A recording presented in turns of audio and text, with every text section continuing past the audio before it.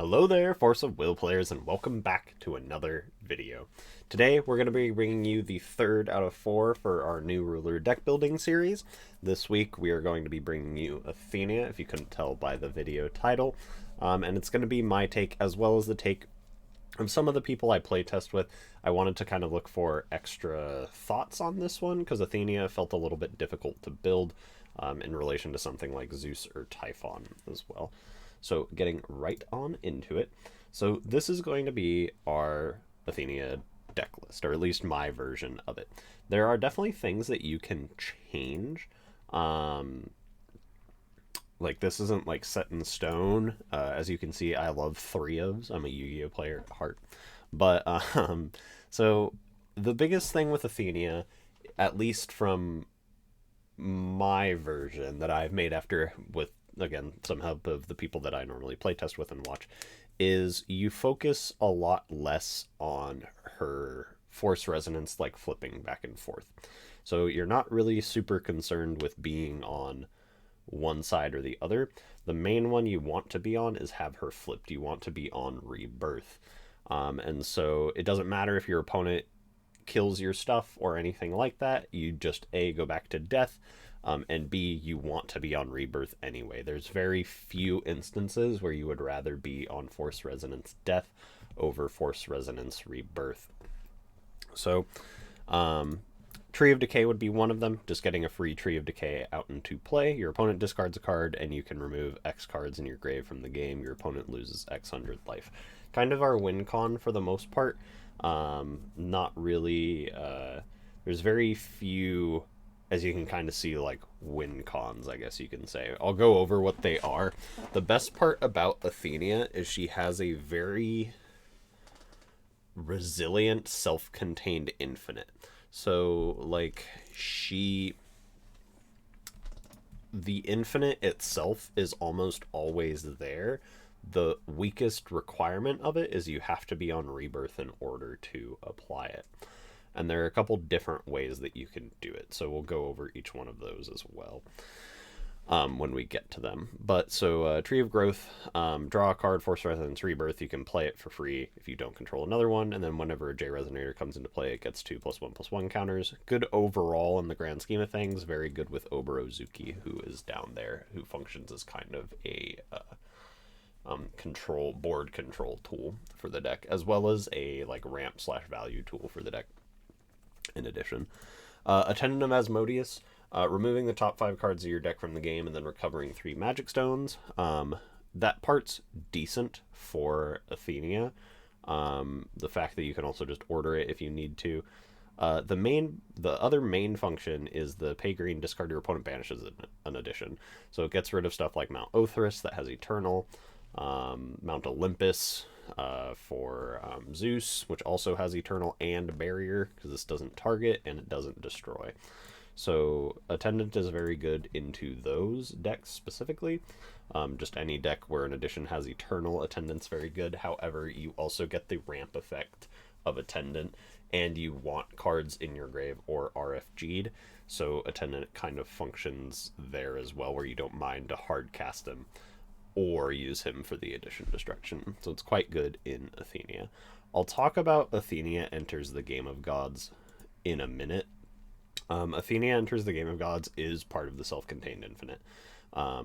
So it's so we'll get to that one in a second. Mikage Rhea dumps you a darkness card. That's its main portion. There are other variants that you can run in this, like you can play part of True Power and Griffin, things like that,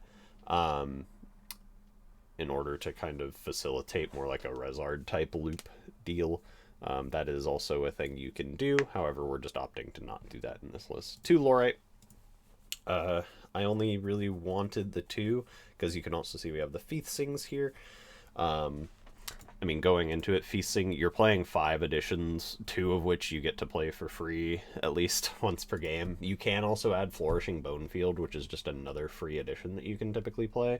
So Feasting just gains a lot of value in Athenia, especially early on. And if you do want to flip back and forth, Feasting does allow you to do that. So Feasting is quite strong in the deck.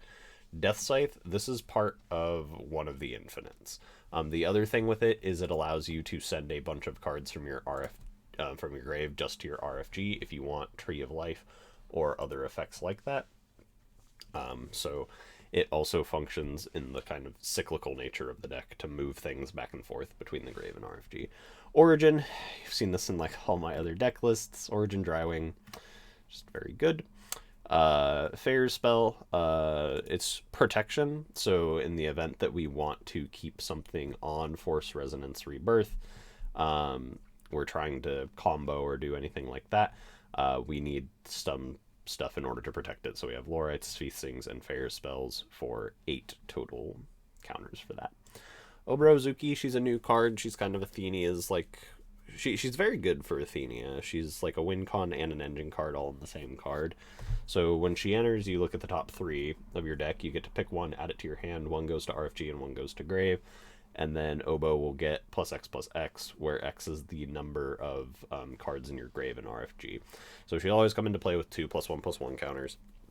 If you have a Tree of Growth, come into play with 2 more. And then whenever a card is put into your grave from your RFG, you can put 2 +1/+1 counters on this. So if you don't have a Tree of Growth in play, right, and you have nothing in your grave or RFG, Obo comes down, you get 2 +1/+1 counters. And then you can play a Tree of Growth, move that one card that's in your RFG back to your grave, and then you will gain 2 more off of Obo. So she'll be a 6/6, just naturally. If you already have a Tree of Growth in play, and then move the stuff back, she'll be an 8/8. So just very good. And then 6 of those, or 4 of those, will be +1/+1 counters, so you can make it so your opponent's board gets -8/-8 until end of turn, or -12/-12. And again, you can keep applying counters to Obo. Flying, Drain, and Bane, also just very good. Always trades, gives you life, just very, very decent card. Witch of the Fallen Kingdom, couple things for this. If you play the Griffin version of this deck, you can hit 5 stones very easily. And because you kind of go into an infinite will ramp in the deck, you can do this into, as you can see here, Pumpkin Witch, and then Pumpkin Witch, Witch of the Fallen Kingdom. You can just win the game through loops. So that is another line that you can take. Castle of Beatrice, all of the things that you do, moving cards back into your grave, out of your grave, stuff with Athenia enters the Game of Gods, Death Scythe, like all that is cost. None of that is done as an effect, which is what Castle of Beatrice stops. So you are free to play Castle of Beatrice to protect your grave. You can dump it with Mikage Rhea. Also serves to get Witch of the Fallen Kingdoms back, Obo's back, Feastings back, Lorite's back, right? You can just get whatever you want back from your grave, and you're protecting it simultaneously. Plus, if your opponent ever gets rid of it, they RFG your grave with, I don't know, the Essence of Athenia's Power, or Evil Elemental Uprising, things like that. Athenia can always just put it back with something like Tree of Growth, or Athenia enters the Game of Gods. And then finally, Suya, Cursed Spawn of the Star. It's just a good non-card targeting banish. It targets a player, but it doesn't target the card. So it's another way to potentially get rid of like these additions and things that we talked about. So it's effectively another attendant, but it does also get rid of resonators, things like that if you need to. And the Remnant effect, to look at your opponent's hand, choose a card, they remove that card from the game. You saw it up here with Elixir's Love as well. Playing Remnant cards and then putting them back into your grave and then replaying Remnant cards, very good. Right? So like you pay 1 mana, like especially because Death Scythe, the reason we're playing 2 Death Scythes is because you can, playing one in the deck is actually pretty decent. Like actually putting one into play as opposed to just milling it. Because when you have one, you're allowed to use the will you produce off of it to play cards from a grave. So you can play Remnant cards. So Elixir's Love, Curse of Ragnarok, things like that. You can play them directly from the grave. So Elixir's Love, put target chant from your grave into your hand, and then Athenia enters the Game of Gods. This is the infinite. It's just these 2 cards. Well, those 2 cards and like a Death Scythe makes the infinite. So what the infinite is you can put up to 3 cards from your RFG into your grave, and then you recover Y entities, where Y is the number of cards put into your grave this way. So, if you have 3 magic stones, you let's say you tap all 3 for 3 will, for whatever. You have 3 cards in your RFG. You Athenia enters the Game of Gods. You use its effect, put those 3 cards back, and then recover those 3 stones, right? Now you Elixir's Love, and you re-add Athenia enters the Game of Gods to your hand. Okay, so that's 3 will, and you've tapped 3 will, and now you've recovered 3 will. So it's self-contained, it doesn't go will positive, but you get the effect of your opponent banishes a Resonator. If they don't, they discard a card. Next, you use Death Scythe Engrave to remove itself and 2 other cards in your grave from the game. You do the loop again by adding Elixir's Love, Death Scythe, and 1 random card back to your grave. And then you, once again, Elixir's Love, the Athenia enters the Game of Gods back to your hand. Death Scythe, remove itself and 2 other cards. And then you keep going at the point where you have enough cards in your RFG to put Athenia enters the Game of Gods and an Elixir's Love. Like you have an Elixir's Love and 2 other cards, basically. You can just shove those 3 back instead of doing the Death Scythe removal. So you really only need, I think, 2 other cards in your grave in order for the Death Scythe thing to go infinite, because Death Scythe will always just remove itself off of one of those effects. It's either like 2, or maybe it's 4, because you need to do it and then 2 other cards. Yeah, 4 other cards. So you need 4 other cards in your grave, and then an Elixir's Love, and that's it. So Death Scythe, Elixir's Love, 4 cards, and then Athenia enters the Game of Gods in your hand. And that is how you just go infinite with just Athenia enters the Game of Gods. You're infinitely casting Athenia enters the Game of Gods, which will banish your opponent's whole board except any J Resonator they might have, or J Ruler they might have, and then you'll rip their whole hand. And that's just a turn 3, because it requires 3 stones, and there's no stone ramp in the deck. You could add it, but it's kind of unnecessary. So that is the infinite within the deck. There are ways to go mana positive, and they involve having a Death Scythe in play, because instead of recovering 3 stones, you recover 2 stones and the Death Scythe that's in play, and then you tap the Death Scythe in play in order to pay for the Elixir's Love. And that roulette of it's the same kind of rotation and stuff like that, that will cause you to go 1 mana positive each time you do it. So there are 2 different forms of the infinite. One is just involving an Elixir's Love and Athenia enters the Game of Gods. And the reason why I say it's so resilient is because these cards can be RFG'd, because you can put them back in grave, because you're Athenia. It can be in grave, because Elixir's Love can add Athenia enters the Game of Gods back to your hand, and then all you need is just the other Death Scythe.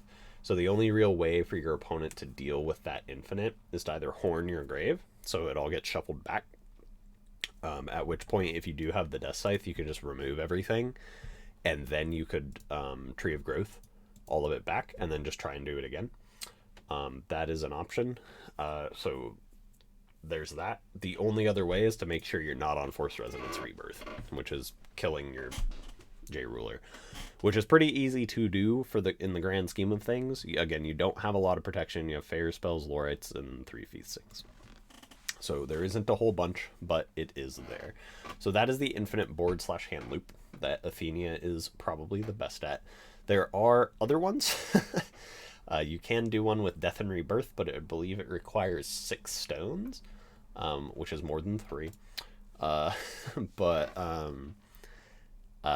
yeah, that is the best part about Athenia in the current format, in my personal opinion. Is the fact that she just has this very resilient, in the grand scheme of things, self-contained infinite that really doesn't require a whole lot of cards. So if you're going after the infinite, I mean, you can max out on like 4 Athenia enters the Game of Gods, 4 E-Loves, 4 Death Scythe, and play like 4 Harvesting Season in your main deck. I mean, that is an option. But I did want these protection tools. And then, I mean, Origin Drywing is just so good. It's ramp, just free ramp. and it's a floodgate as well because it prevents your opponent from ramping. So it's almost mandatory in a whole lot of decks. So you'll see them in a whole lot of decks that I make. But yeah, so that is the deck list for us this week. Dragonflame is next, next and last, and then we'll see if we do a little bit of like a different series or things like that moving on into the future. But thank you all so much for watching. Hope you have a great rest of your day. Bye bye.